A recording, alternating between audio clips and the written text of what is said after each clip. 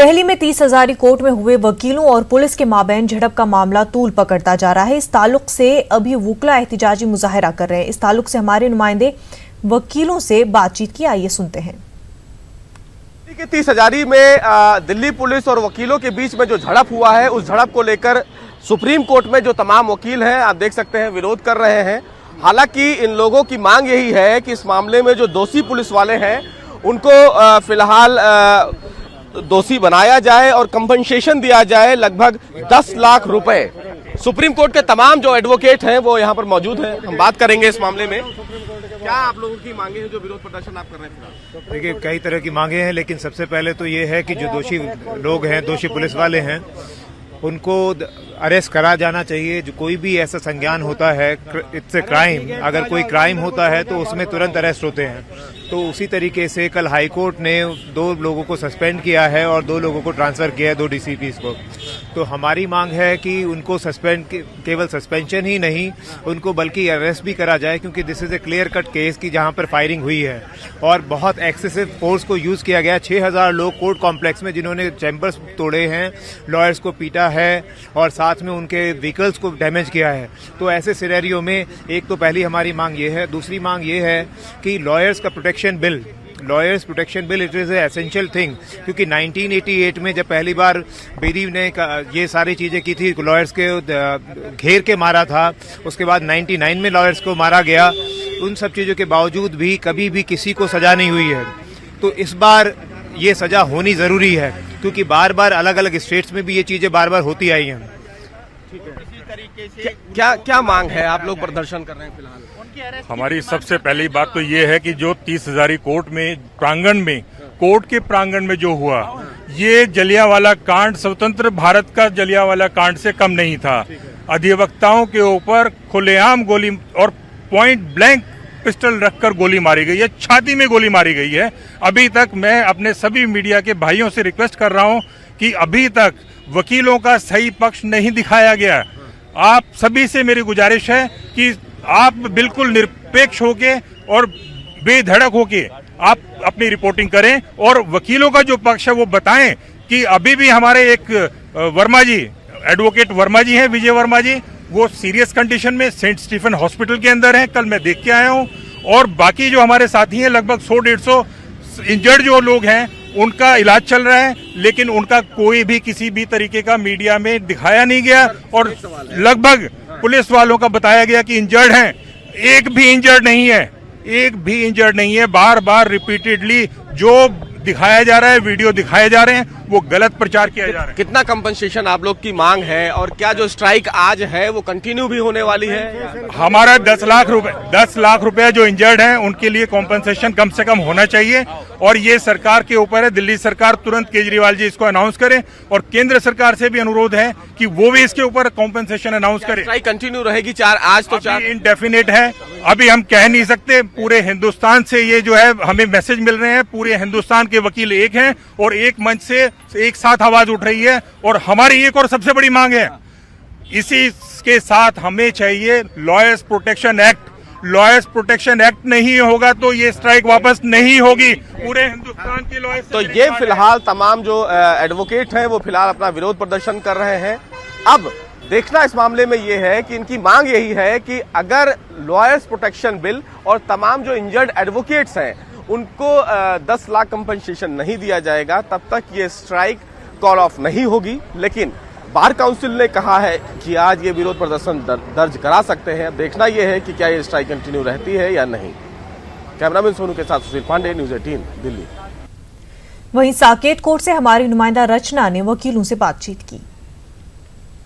Police और वकीलों के बीच जिस तरीके की तकरार चल रही है वो खत्म होने का नाम नहीं ले रही। इस वक्त मैं साकेत कोर्ट के बाहर खड़ी हुई हूँ और आज भी अधिवक्ताओं ने स्ट्राइक कर रखी है। आप देख सकते हैं कि मेरे पीछे तमाम जो वकील है वो भी खड़े हुए हैं। उनके हाथ में एक फूल भी नजर आ रहा है और वो लिटिगेंट जो लोग यहाँ पर आ रहे हैं अपने केस के लिए, उन लोगों को फूल देकर समझा रहे हैं। आखिरकार ये फूल देकर वो क्या मैसेज देना चाहते हैं, हम उन्हीं से बात करते हैं। सर, ये बताइए कि आज भी आप लोग स्ट्राइक पर हैं? बिल्कुल, हम स्ट्राइक पे हैं और अनिश्चितकालीन तक स्ट्राइक में हैं, जब तक कि जो पुलिस वाले ने हमारे भाई को गोली मारा है उसको अरेस्ट किया जाए। जब तक वो अरेस्ट नहीं होता है तब तक हम अनिश्चितकालीन स्ट्राइक पर रहेंगे और हम किसी भी क्लाइंट को, किसी भी लिटिगेंट को मैं जाने से मैं नहीं रोकूंगा। अच्छा सर, ये फूल आपने दिया अभी एक लिटिगेंट को, इसका क्या कॉन्सेप्ट है? ये जो फूल हम दे रहे हैं ये शांति का प्रतीक।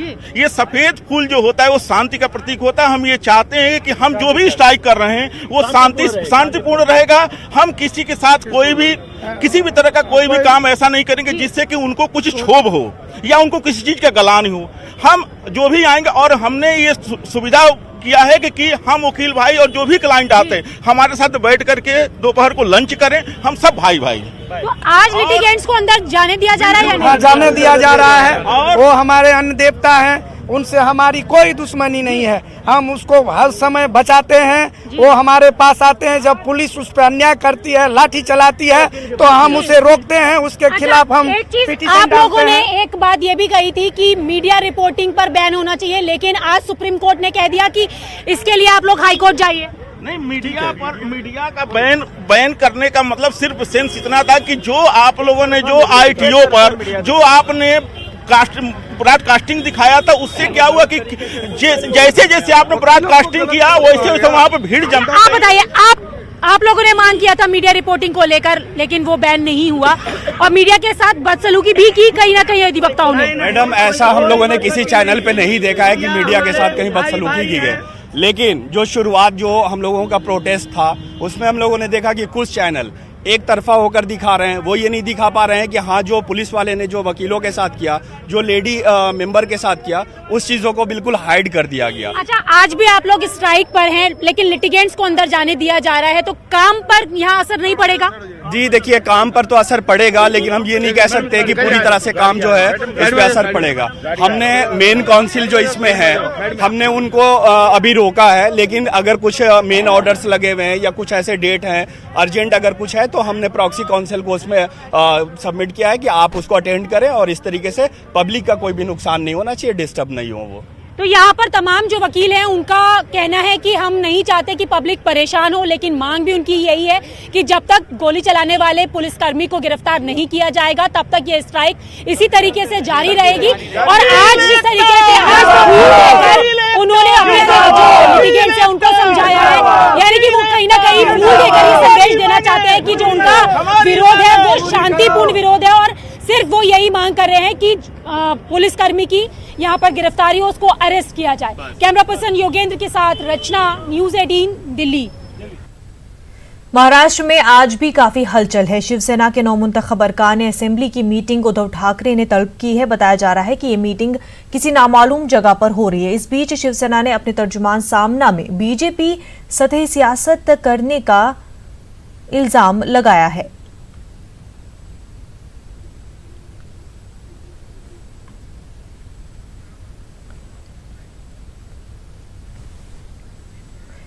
हमारे साथ हमारे नुमाइंदे वसीम बराह रास्त इस वक्त जुड़ चुके हैं। वसीम, जिस तरह से महाराष्ट्र में सियासत का घमासान अभी लगातार जारी ही है, शिवसेना जहां पर एक तरफ से मीटिंग करने जा रही है, वहीं नागपुर नितिन गडकरी भी पहुंच चुके हैं। ऐसे में क्या कोई हल अब निकल सकता है?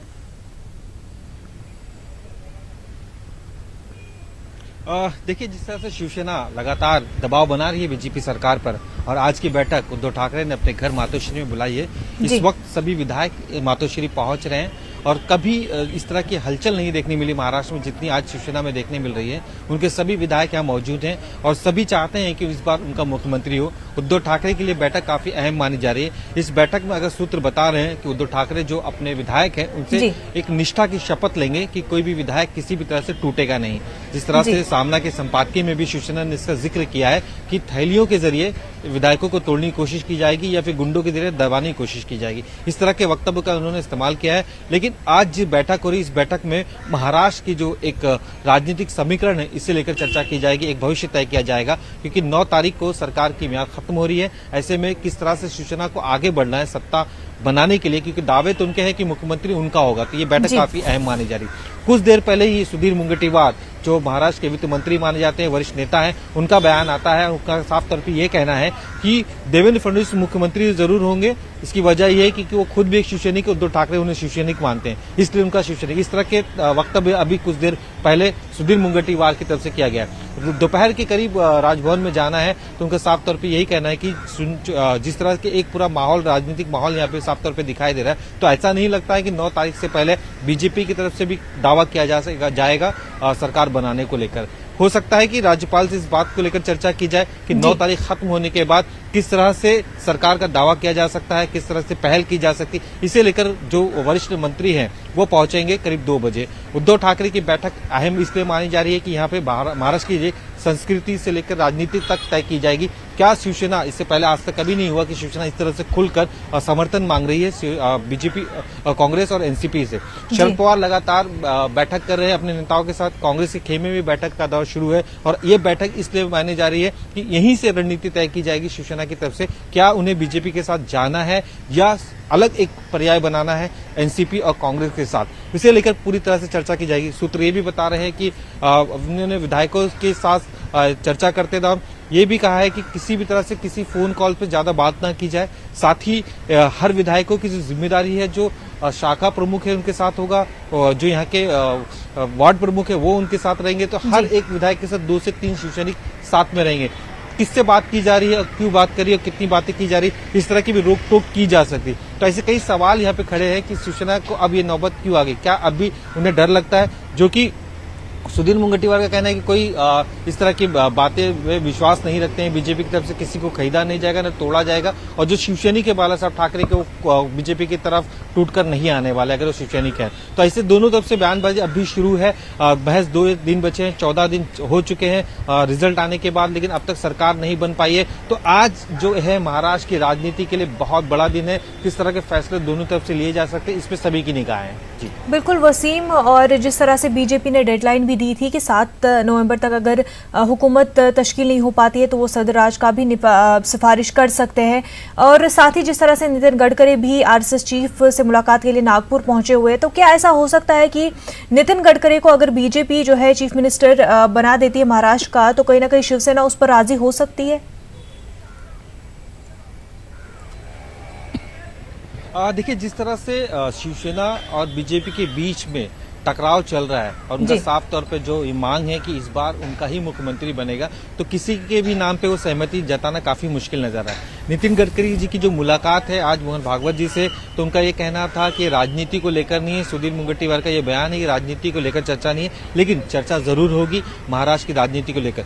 हो सकता है इससे पहल मोहन भागवत जी की तरफ से की जाए, शिवसेना की तरफ से बातचीत हो, उनके सामने भी ऑफर रखा जाए कि यह नाम पे बदले लेकर चर्चा हो। लेकिन नामों को लेकर शिवसेना को कोई परहेज नहीं है कि देवेंद्र फडणवीस को बनाया जाए या नितिन गडकरी को बनाया जाए। उनका सिर्फ ये कहना है कि जो वादा किया गया था 2 लोकसभा के चुनाव के दौरान कि विधानसभा में जो 50-50 का फॉर्मूला होगा, तो इस बार भी मुख्यमंत्री पद के वो दावेदार हैं। उनके महायुति में उन्होंने चुनाव लड़ा है, तो शिवसेना का भी हक है और ये उन्हें ये हक चाहिए। इसी मुद्दे को लगातार शिवसेना उठाती नजर आ रही है। और जिस तरह से दावे किए जा रहे हैं कि बीजेपी की बड़ी पार्टी है, तो शिवसेना कह रही है कि अगर बड़ी पार्टी है तो आप पहले दावा करिए और सरकार बनाइए। बीजेपी पूरी तरह से अभी तक मेजोरिटी में नहीं है, 105 सीटों के बल पे वो सरकार नहीं बना सकती, 145 सीटें चाहिए। ये जो नंबर्स है वो काफी कम नजर आ रहे हैं। तो शिवसेना बेहतर तरीके से जानती है कि अकेले के बल पे बीजेपी भले ही दावा करे बड़ी पार्टी होने का, लेकिन सरकार नहीं बना सकती है।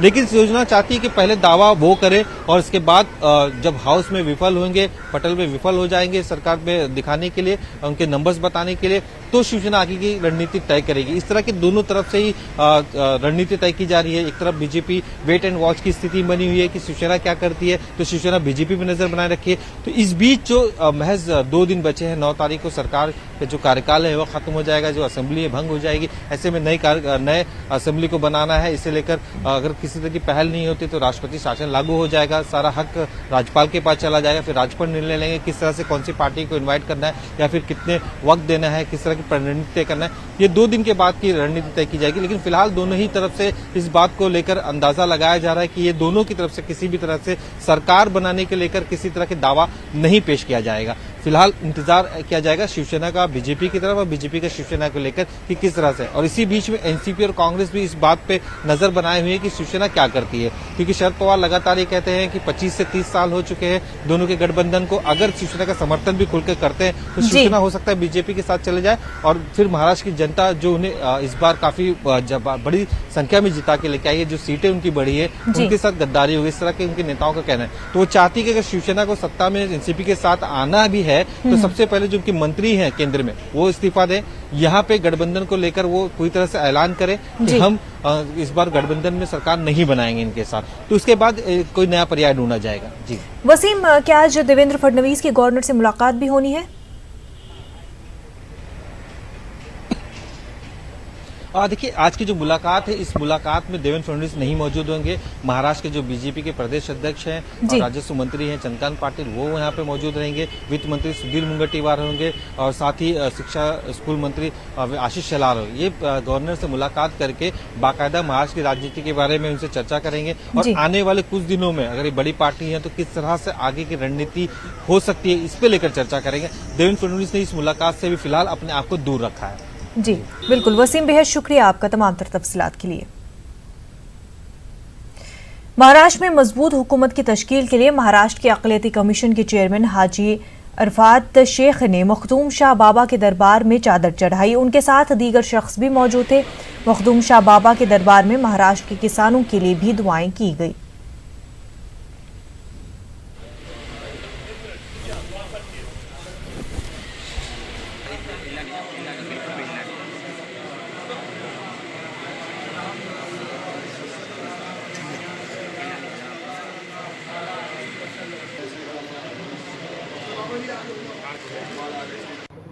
खासतौर पर बाबा मखदूम को उनके दरबार के अंदर चादर पेश की, दुआएं की, और जो महाराष्ट्र के ऊपर जो संकट आया है, जो बारिश की मार ऐसी पड़ी है कि जिसके पिछले 50 सालों के अंदर ऐसा नहीं हुआ।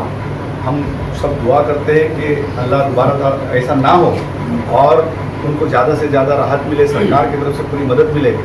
और कुछ दिनों से महाराष्ट्र के अंदर जो हमारी सरकार बन नहीं रही है, उसके लिए खासतौर पर हमने दुआएं की कि जल्द से जल्द हमारी सरकार बने, महाराष्ट्र के मुख्यमंत्री देवेंद्र फडणवीस फिर महाराष्ट्र के मुख्यमंत्री बने।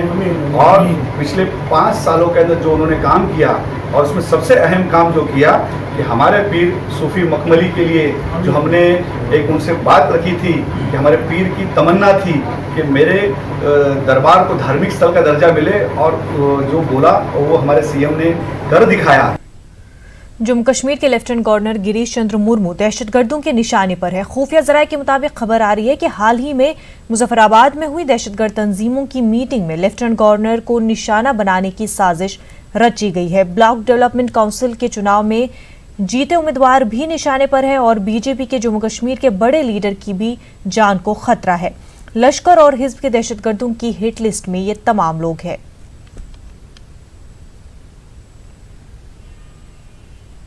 जम्मू कश्मीर के उपराज्यपाल गिरीश चंद्र मुर्मू के खिलाफ कई आतंकी संगठन एक बड़े साजिश को अंजाम देने की फिराक में है। लिहाजा इस मामले पर पिछले कुछ समय से लगातार इस मामले पर बातचीत कर रहे हैं।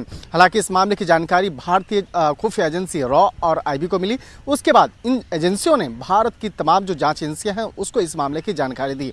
फिलहाल गिरीश चंद्र मुर्मू अब जम्मू कश्मीर में है, लेकिन इनकी जो सुरक्षा व्यवस्था है आने वाले वक्त में और ज़्यादा बढ़ाई जा सकती है, क्योंकि इस मामले पर जो जिस तरह से जांच एजेंसियों को जानकारी मिली है कि उनके खिलाफ एक बड़े आत्मघाती हमले को अंजाम देने की फिराक में है।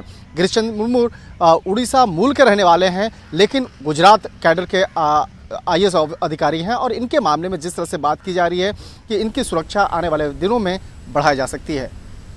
वीडियो जर्नलिस्ट वैभव के साथ शंकर आनंद, न्यूज़ 18 दिल्ली। सब्जी की बढ़ती कीमतों का बोझ अवाम के जेब पर पड़ रहा है। जयपुर में प्याज 80 से 90 रुपए किलो फरोख्त हो रही है। वहीं दीगर सब्जियां भी लगभग 70 से 100 रुपए फी किलो फरोख्त हो रही है।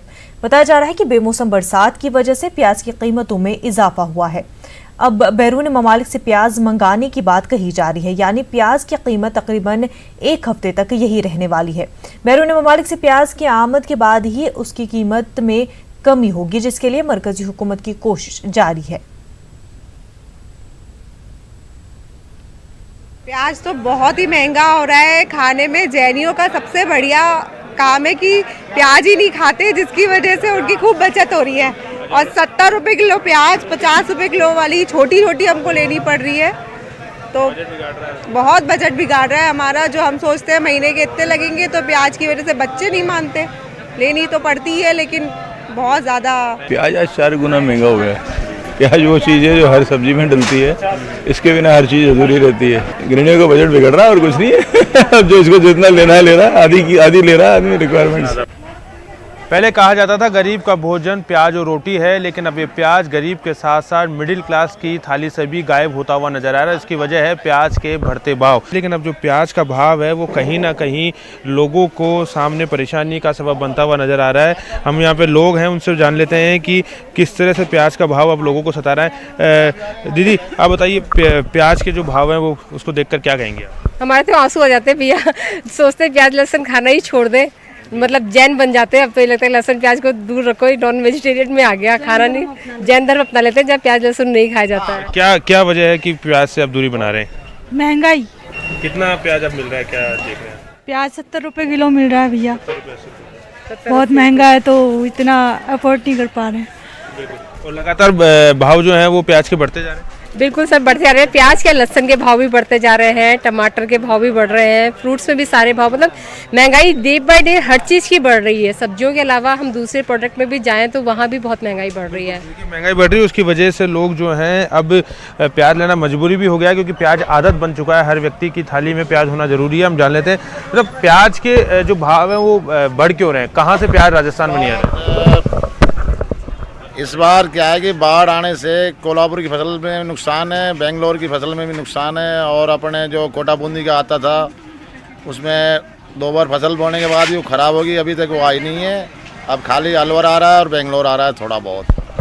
प्याज के जो भाव थे आपको थोक में कितना मिल रहा है, रिटेल में अब क्या भाव चल रहा है प्याज का? रिटेल में कल हम 65 रुपये किलो लेके आए, जो 70 रुपये किलो भी नहीं बिक पा रहा है। लोग खरीद नहीं रहे हैं और 1 किलो या आधा किलो ही खरीद रहे हैं, वो भी बड़ी मुश्किल से।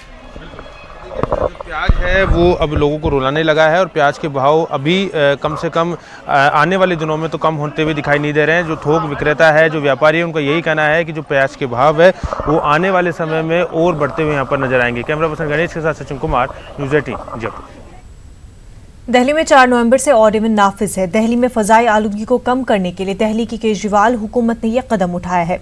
दिल्ली हुकूमत का कहना है फजाई आलूगी को कम करने के लिए दिल्ली में लागू ऑड इवन को दिल्ली के लोगों का साथ मिल रहा है, लेकिन वहीं कुछ ऐसे लोग भी हैं जो ऑड इवन की पासदारी नहीं कर रहे हैं। उनके खिलाफ बतौर जुर्माना 4000 का चालान काटा जा रहा है। आज ऑड इवन का चौथा दिन है।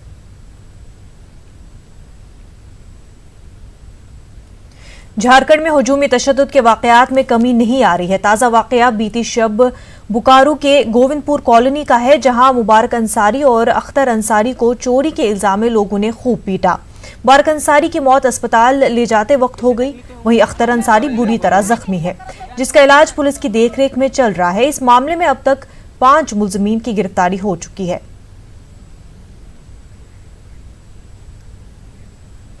वादी कश्मीर में मजमूई तौर पर हालात पुरअमन है। हालांकि अब भी कई इलाकों में दफा 144 नाफिज है, जबकि सुबह के औकात लाल चौक और मजाफाती इलाके में दुकानें खुली हुई नजर आईं।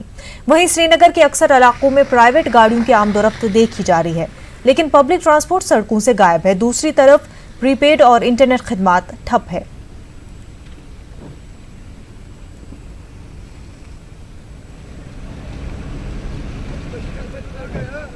वादी कश्मीर में बर्फबारी का आगाज हो चुका है। बीती शब श्रीनगर में पहली बर्फबारी हुई, जिसकी वजह से मामूलाती जिंदगी मुतासिर है। श्रीनगर में हो रहे स्नोफॉल का हमारे नुमाइंदे ने जायजा लिया।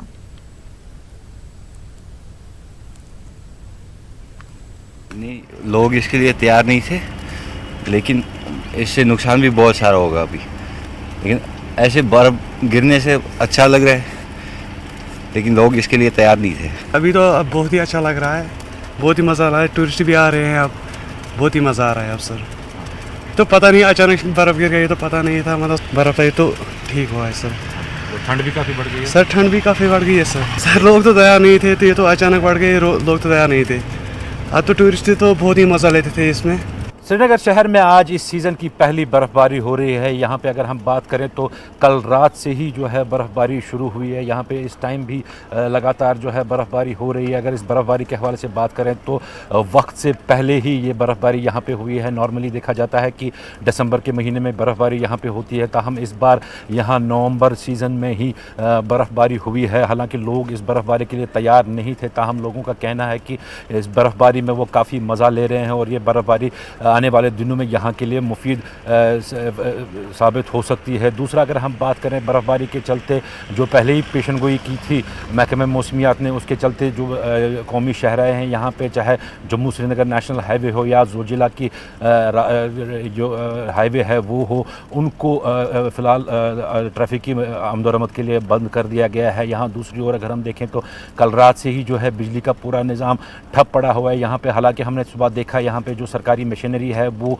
जो स्नो क्लियरेंस मशीन्स हैं वो लेके निकले थे। कई जगहों पे हमने देखा सड़कों की सफाई की जा रही थी, ताहम अभी भी कुछ इलाके हैं जो अभी भी कटे हुए यहाँ पे हैं। तो कुल मिला के देखें तो आज दिन भर भी इस बर्फ़बारी के होने के इम्कानात हैं, जैसा कि महकमे मौसमियात का कहना है। अब देखना ये होगा कि सरकार किस तरह से मुतहर्रिक होती है और लोगों को कम से कम जो मुश्किलात हैं उनका सामना करना पड़े। शबीर शाह के साथ परवेज़ भट्ट, न्यूज़ 18 उर्दू, श्रीनगर। करतारपुर राहदारी की इफ्तिताही तकरीब के लिए नवजोत सिंह सिद्धू को पाकिस्तान से वीज़ा मिल गया है। ज़राए के मुताबिक सिद्धू को पाकिस्तान की जानिब से वीज़ा दिया जा चुका है, लेकिन अभी हुकूमत की तरफ से सिद्धू को इजाज़त नहीं मिली है। आपको बता दें कि करतारपुर कॉरिडोर 9 नवंबर को खुलने वाला है। इस ताल्लुक से दोनों ममालिक के बीच मुआहदा हो चुका है। वाज़ेह कि करतारपुर कॉरिडोर के लिए वीज़े की ज़रूरत नहीं है। इस सफ़र के लिए सिर्फ $20 देना होगा। वहीं 9 और 12 नवंबर को जाने वाले ज़ायरीन को फ़ीस देने की भी ज़रूरत नहीं होगी। याद रहे कि 12 नवंबर को 550वें गुरु नानक जयंती है।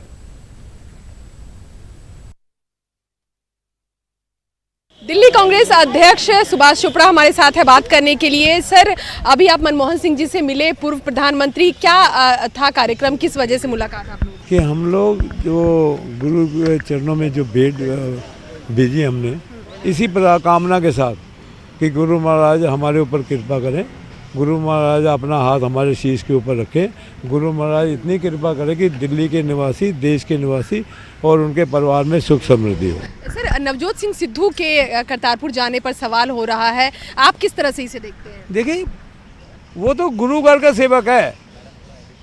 अगर गुरु घर के सेवक को मैं हूँ, मैं गुरु घर का सेवक हूँ, अगर मेरे को नहीं जाने दिया, मैं नहीं जा पा रहा, लेकिन मुझे तकलीफ़ है, मेरे को मौका मिलेगा मैं सबसे पहले जाऊँगा। गुरु से बड़ा कौन है? मैं गुरु से बड़ा किसी को नहीं मानता, कोई सरकार को नहीं मानता, किसी इंसान को नहीं मानता। हम लोग की क्या औकात है? हमारी कोई औकात नहीं है। जो कुछ है उसी का है, उसी का दिया है वो ही देता है, और कोई नहीं। इससे बड़ी कोई चीज़ नहीं है। तो जाने पर कंट्रोवर्सी नहीं होनी चाहिए। There should not be any controversy. There is a question of any controversy. वो गुरु घर का सेवक है, गुरु घर का बेटा है। अगर गुरु घर के बेटों को गुरु के द्वार में जाने से रोका जाए तो इससे बड़ी शर्म की बात नहीं हो सकती। कैमरा पर्सन नागेंद्र के साथ रंजीता झा, न्यूज़ 18 नेटवर्क।